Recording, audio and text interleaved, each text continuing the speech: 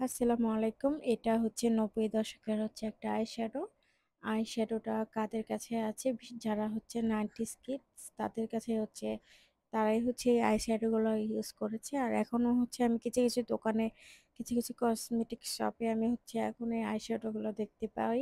কিন্তু এগুলোর যে পরিমাণে একটা চল ছিল ৯০ দশকের মধ্যে অনেক পরিমাণে একটা আর এটার যে আইশ্যাডো যে মিক্সড এত ভালো, এত সুন্দর একটা ফিনিশিং যেটা মানে এখনো চোখে ইউজ করা যাবে।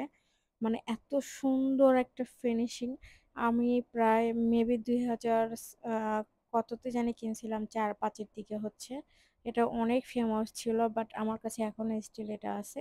আর আইশ্যাডোটা কিন্তু অনেক সুন্দর এখনো কিন্তু ইউজ করা যাবে। আর এটা কিন্তু আমি রেগুলারই যদি নো মেকআপ লুক করি তো উপরে যে আইশ্যাডো আমার পড়ে আছে সেগুলো হালকা ব্লাশ করে সুন্দর একটা পিঙ্কি একটা আইশ্যাডো একটা লুক আসে। তো সেটা ইউজ করি আপাতত।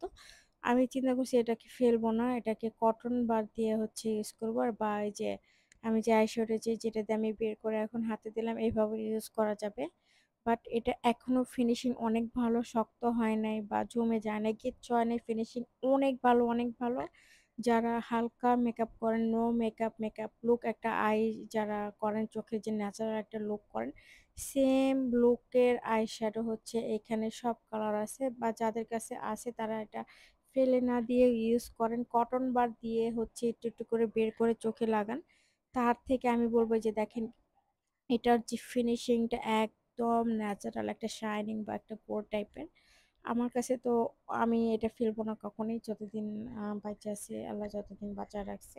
যেহেতু এটা চোখের উপরে ইউজ করতে হয় বা কোনো সাইড ইফেক্ট হয় নাই আমার কখনো বা জানি না। বাট আমি এটাকে বলব যে বেস্ট একটা আইশ্যাডো। আমরা অনেকে দেখেন যে একটা কাজল আমরা ১০ বছর, ১২ বছর বা ৫-৬ বছর একটা নিয়ে ইউজ করি। কিন্তু ওই কাজলের একটা মেয়াদ থাকে ২৪ মাস পর্যন্ত।